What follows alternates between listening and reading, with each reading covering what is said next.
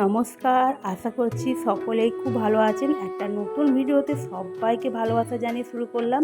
আজকে হচ্ছে বুধবার সকালবেলায় এখন বাড়ির সমস্ত কাজ হয়ে গেছে আমার, এবার স্নানটাও হয়ে গেছে।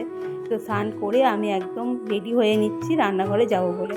তো রান্নাঘরে কিছু কিছু কাজ আগে থেকে সেরে রেখে দিয়েছিলাম, যেমন বাসন মাজা, ঘর মোছা আর সবজি টবজি কাটা, এরকম সব কিছু করা হয়ে গেছিলো, আর কিছু কিছু কাজ বাকি ছিল। তো এই যে বলেছিলাম সবজি কাটা, তো এখানে আমি একটু চচ্চড়ি করে নিচ্ছি, পুঁই শাকের চচ্চড়ি। এখানে আর একটুখানি বাইরে একটু ঘুরে আসলাম। এই যে এই গাছগুলো, যেহেতু আমরা নতুন শিফট হয়েছে এই বাড়িতে, কিছু কিছু গাছ লাগানো হয়েছে আর কিছু কিছু গাছ আমার ছিল, সেই গাছগুলোকে নিয়ে আসা হয়েছে। তো দেখছিলাম এই গাছে আবার জলও জমে যাচ্ছে, তাই সেটাই ভাবলাম কেন জলটা জমছে, জলটা একবার ফেলেও দিলাম। আর কিছু কিছু শুকনো পাতা নিচে পড়েছিল। তারপরে আবার চলে আসলাম রান্নাঘরে এসে দেখছি কাজ বাকি আছে। এই যে মাছটা ভালো করে ধুয়ে নিচ্ছি, আর একটু ডিম নিয়ে এসেছিলো, মাছের ডিম, সেই মাছের ডিমটা একটু বড়া করব। এই তো জলটা ঝরিয়ে দেবো, যে ভালো করে মাছটা পরিষ্কার করেও, কিন্তু তোমার দাদাভাই কিন্তু ভালো করে কেটে নিয়ে এসেছিলো। আমি আবার কিন্তু মাছ কাটতে পারি না, তো ভালো করে কেটে কুটে মাছের আঁশও বেশি ছিল না, সব কিছু পরিষ্কার পরিচ্ছন্ন করে নিয়ে এসেছিলো। আর এই তো চচ্চড়িটা আমার দেখতে দেখতে হয়ে গেছে। এখানে পুঁই শাকের চচ্চড়িটা করছি। দুদিন আগেই নিয়ে এসেছিলো পুঁই শাক, আমার করা হয়নি। তো পুঁই শাকের চচ্চড়ি করবো, আর একটু মাছ দিয়ে আলু দিয়ে একটু ঝোল টাইপের করব। আর কিছু মাছ রেখে দেবো, আর মাছের ডিমের বড়াটা শুধু ভাজবো, এইটুকুই করবো আজকে।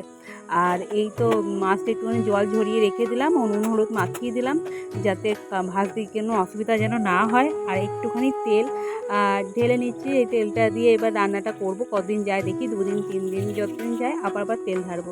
আর এখানে একটু পটলগুলো এত সুন্দর সুন্দর নিয়ে এসেছিলো, পটলগুলো ভাজতে খুবই ইচ্ছা করছিলো, তাই একটু পটল ভেজে নিলাম। আর পুঁই শাকের ভেতরে আমি দিয়েছি কি বলো তো, পুঁই শাকের ভেতরে কুমড়ো, আলু, পটল আর পুঁই শাকের ডাঁটা আর শাক দিয়েছি। আর রসুন ফোড়ন দিয়ে, শুকনো লঙ্কা ফোড়ন দিয়ে করেছি। ওইটা দিয়ে বেশ ভালো টেস্ট হয়। আর এখানে একটুখানি হালকা বেসন দিলাম মাছের ডিমের ভেতরে, আর একটু লঙ্কা গুঁড়ো দিচ্ছি, একটু হলুদ গুঁড়ো দিচ্ছি, একটু নুন দিচ্ছি, খেতে খুব ভালো হয়। তো পটলটা ভাজার পরই কিন্তু এখানে আমি ডিমটা ভেজে নেবো, মাছের ডিমটা। আমি এরকমভাবে কিন্তু আমার শাশুড়ি মাদের দেখেছি এইরকমভাবে রান্না করতে। তো আমি সেই থেকে ওদের দেখা মতোই ওদের মতনই করার চেষ্টা করি, জানি না কতটা পারি, তো ওদের মতনই চেষ্টা করি। আর হয়, ভালোই হয়, মোটামুটি ভালো হয়। আর এই তো আমার চচ্চড়িটা হয়ে গেছে, এবার আমি ঢেলে নেবো। একটু মাখা মাখা টাইপের করেছি, দেখো কি সুন্দর লাগছে, তাই না? আর তারপরে চলে আসলাম এই যে মাছের ডিমের বড়াটা এইদিকে ভাজার জন্য চলে আসলাম। এই তো ভাজা হয়েও গেছে, ভেবেছিলাম টক করবো, তারপরে দেখছি না, টক আর করবো না। মাছটা একটু ভেজে নিলাম, মাছটা ভেজে নিয়ে তারপরে আরও বাদবাকি যে কাজগুলো আছে সেই কাজগুলো, বেশি নয়, চাল একটু ঢালতে হবে, বাড়ন্ত হয়ে গেছে। আর একটু কাচাকুচি করতে হবে, দেখি কতক্ষণে করি। তা করতে করতে বাইরে একবার আসলাম, এসে কাচার একবার প্রস্তুতি নিলাম, কিন্তু তারপরে দেখছি না, আগে রান্নাটা করে আসি গা, দুদিকে সামাল দিতে পারবো না। এই দেখো কত কি নামিয়েছি, কিন্তু নামিয়েছি কি আবার বন্ধ করে আবার চলে আসলাম। তো এই ভুলে গিয়েছিলাম যে আগে চালটা ঢালি। তো এই চালটা কিছুটাই ঢালবো, পুরোটা ঢালবো না, কারণ পুরোটা ঢালে না পুরো চালের মধ্যে না পুরো হয়ে যায়। দিয়ে আমি এরপরে ঢেলে ওর ভেতরে শুকনো লঙ্কা আর একটু নুন দিয়ে দেবো, যাতে চালের কোনো পোকা না হয়। অবশ্য পোকা হবে না, কারণ এটা বেশি চাল নেই, অল্পই আছে। তো আমি একটুখানি ঢেলে নিলাম, আর বাদবাকিটা একটু মুড়িয়ে রেখে দিলাম এক জায়গায়, পরে আবার একটুখানি কমে গেলে পরে আবার ঢালবো। আর এই তো একটু এই দেখো আলু দিয়েছি, আলু দিয়ে টমেটো দিয়ে কাঁচা লঙ্কা দিয়ে তোমার আর পেঁয়াজ কুচি দিয়ে আমি রান্নাটা করব। তো সেটাই করছিলাম, অনেক দিন পর এরকম রান্নাটা করছি আর তোমাদের সঙ্গে শেয়ার করছি। কে কোথা থেকে দেখছো অবশ্যই কমেন্ট করবে, আর কেমন হলো ভিডিওটা অবশ্যই কমেন্ট করতে ভুলো না। আর এই রান্নাবান্না নিয়েই তো থাকা হয়, তো রান্নাবান্না নিয়ে কাজটা করছি। আজকাল অন্যরকম ভিডিও কিছু দেবো না, এই রান্নার কাজই করব। একটু মিক্সিটা করে নিলাম, এখানে টমেটো দিয়েছি, কাঁচা লঙ্কা দিয়েছি, আদা রসুন দিয়েছি নিলাম। আর ওই পেঁয়াজ আছে, পেঁয়াজে একটু দিয়েছি ওইখানে বাটার জন্য।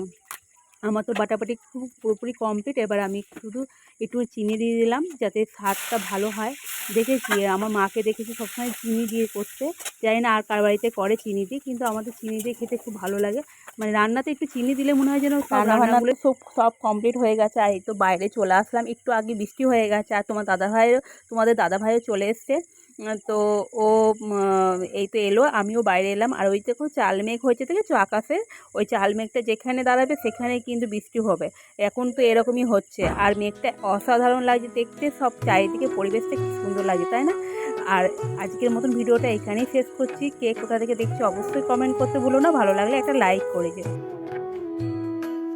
চা এখনও চাষ করেছে। আর এই যে খাবার দেখিয়ে দিই, ও দিয়েও দিয়েছে খেতে।